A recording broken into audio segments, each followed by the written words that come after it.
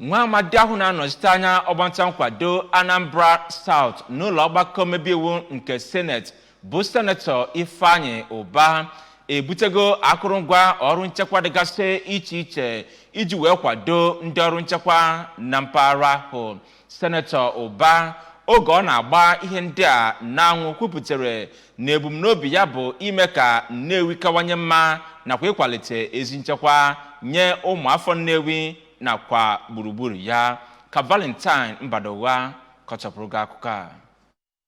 N'okwu ya ka Senetọ Ụba kọwapụtara na ezi nchekwa so n'otu n'ime ihe nwere ike ịkwalite ezi ọnọdụ akụnụba na ezi obibi ndụ nke ndị mmadụ ma kpọkue ndị mmadụ ka ha kwado ezi nchekwa nke mpaghara ebe ha bi. O ji ohere ahụ kene Gọvanọ Soludo maka mbọ pụrụ iche ọ na-agba n'ịkwalite ezi nchekwa na Anambra steeti ma kwe nkwa ịga n'ihu ịtụnye ụtụ ya.